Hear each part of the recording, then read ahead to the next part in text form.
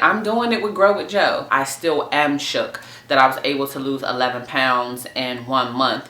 Can you focus on me? Baby, can you focus on me? Hands in the stove, how the faucet's running, I keep looking at you.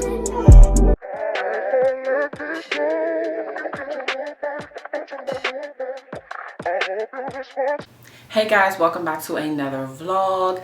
Yes, I am here again. That's just how the cookie crumbles, but hopefully moving forward, we will be going this way instead of doing this.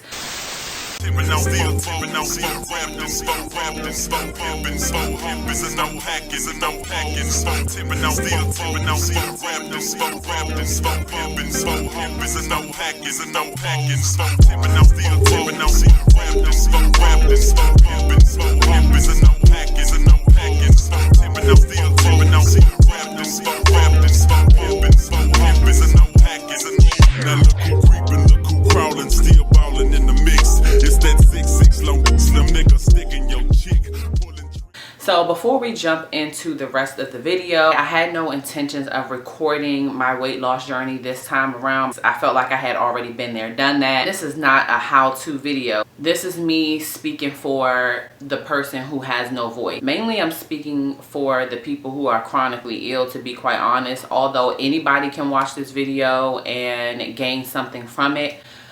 Being chronically ill, I'm still navigating how to live life with a chronic illness after almost 4 years. So it's been a roller coaster ride. And so yeah, here I am again.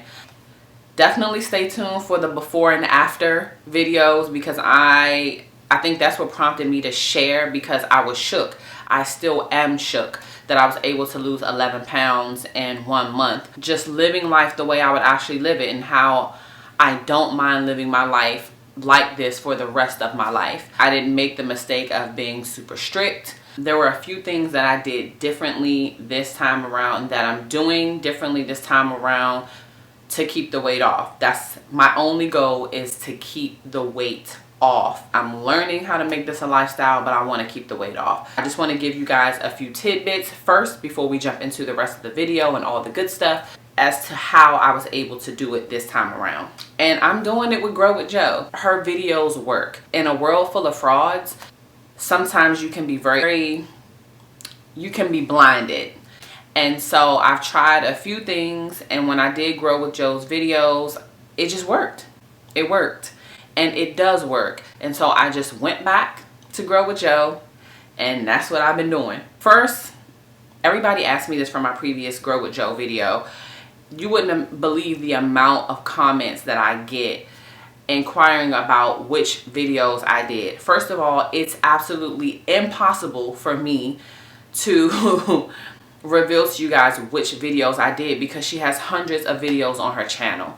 So, if not more. Simply, I chose any video that had walk with me in the title or low impact in the title, and I did 20 minutes of that video. I worked out 4 days a week for 20 minutes each time. I pick a video. I don't care if her video is an hour, if it's 30 minutes, if it's 27 minutes. I set my timer on my phone for 20 minutes. And when that 20 minutes is up, I'm done. I do that 4 days a week. That's it. I eat in a calorie deficit. You can't lose weight if you're overeating. I do have a particular app that I use called Lose It. It's on my phone. I'll just insert right here like what I eat, how I eat. I'll just give you guys like a quick example. And keep in mind that my caloric intake is going to be different than yours. I, again, am speaking on behalf of those that are chronically ill. So I don't do a lot of movement. My day consists of me being in bed the majority of the day. So I'm not using as much energy as somebody else would. Before I got sick, my daily caloric intake to kind of like maintain my weight or to reach the goals that I wanted, which was like more like muscle stuff and toning and stuff like that, was like about 1,600 calories. Now that I'm not even like I was on the go. I was a busybody, you know, up until 3.5 years ago. So now my body, with the chronic fatigue syndrome and all that stuff, like I'm just not as mobile as I once was. So this works for me.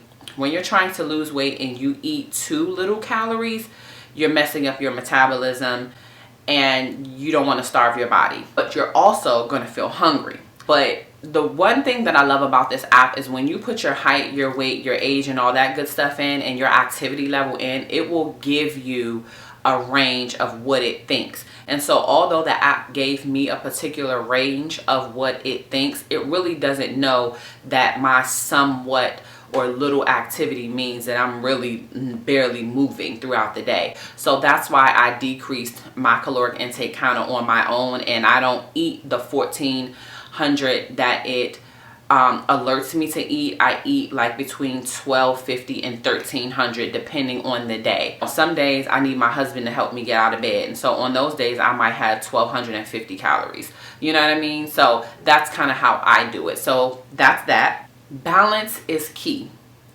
I learned that along the way, that I can still have chips, I can still have a piece of cake if I want, I can still eat a burger if I want, I can still have french fries if I want. So the issue with me was binge eating according to my emotions. So I'm an emotional eater.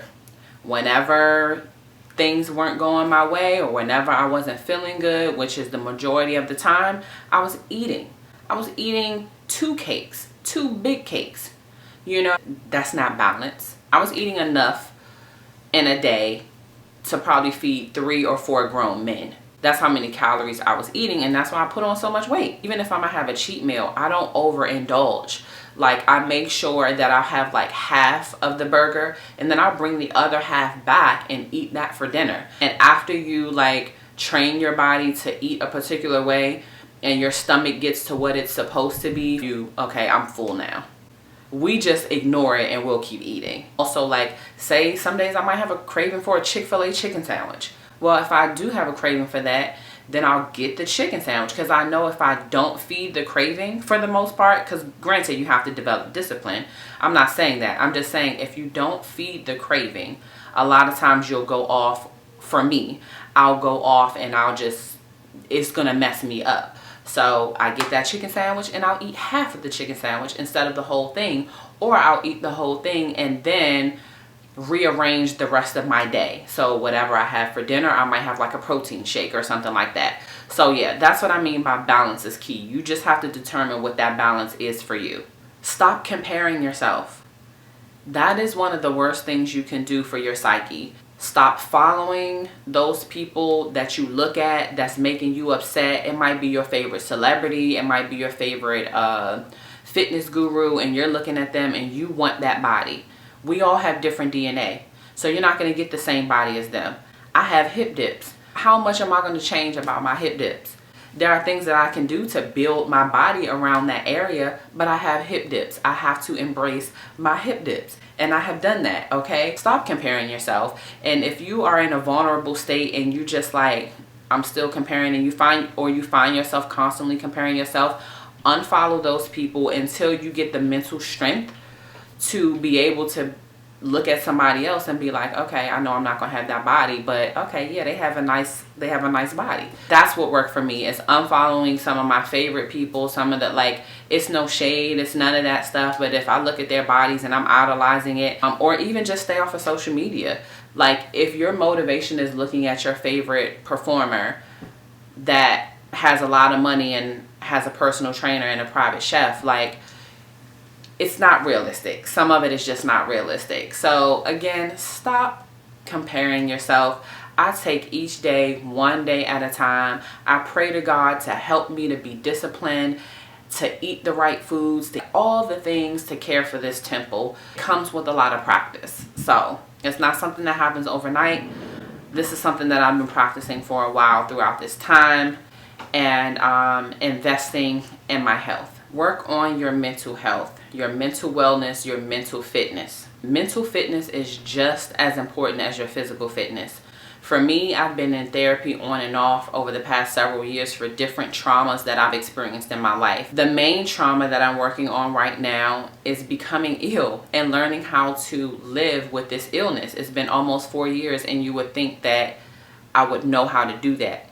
I'm still navigating that lifestyle. I no longer am feeling sorry for myself for the most part. I still have my days. And if God says this is how you're going to live for the rest of your life, I want to be able to have peace and joy in the midst of my suffering, because you can have that. I've experienced that. And so I don't want to be in an overweight body that's causing me to be short of breath or causing me to have high blood pressure and heart problems and diabetes. I don't want to get all those issues, you know, because I'm feeling sorry for myself and I'm going through this tumultuous situation. I want to change my lifestyle. So working through my issues and working with a therapist to cope with these issues has been extremely helpful for me. There are things that I do every single day to make sure that my mental wellness is intact, like journaling, yoga, meditation, prayer. They help me to not be in this depressed state of mind, which caused me to binge eat and have so much anxiety and binge eat some more. So yeah, the last thing I will say is get rid of the scale. For me, the scale was an absolute no. The scale is so discouraging for me. I weigh myself every 5 to 6 weeks. And that works for me. And I do that to make sure that I'm on track. Just staying on track. I'm not overeating, that what I'm doing is working. My calorie deficit is working for me. I don't want the scale in my face. If it's in my face, I'm tempted to step on it. And then it discourages me, because you have water weight some days. Some weeks you're bloated because of your cycle and all that other stuff. Like, there are different things that happen. And sometimes you stepping on the scale at the wrong time of day. Like, or you might have been constipated, like whatever the situation may is, and then you go step on that scale, and it would make me just go off and binge eat. And I would binge eat for weeks at a time, and that wasn't helpful. So I get rid of the scale. I get rid of the scale and I weigh myself every 5 to 6 weeks. Just quickly, I started off at 194 pounds at the beginning of January. I'm now 182 pounds. So technically I lost 12 pounds, right? 194, 184 would be 10. Yeah. So technically I lost 12 pounds. So yeah, I lost 12 pounds. So yeah, so that's that. And so get into the rest of the video. You can see my before and after. And thank you to Growwithjo, like, for this community, for establishing these workouts, like, for your vibe. Like, I'm not gonna get emotional in this video, but it is.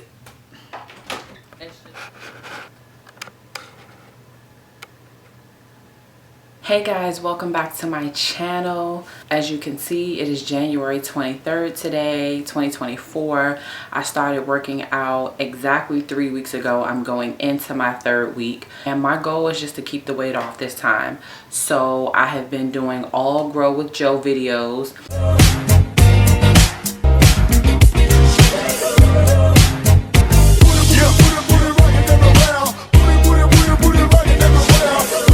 I just want to keep the weight off. So I just wanted to give you guys an accurate depiction of what my before looks like. I think I love you. Don't let me get in the way. Don't let me stop you, girl, from doing your thing. Cause I don't deserve you, no. I don't wanna hurt you, play with your mind. You're running in circles, don't let me get in your way. I don't know if you could tell, but I've been in here crying. And I've been in here crying. Today is Super Bowl Sunday, but I got on the scale after starting my workout journey the 1st week of January, and I am 182 pounds. I started out at 194. So I just wanted to show y'all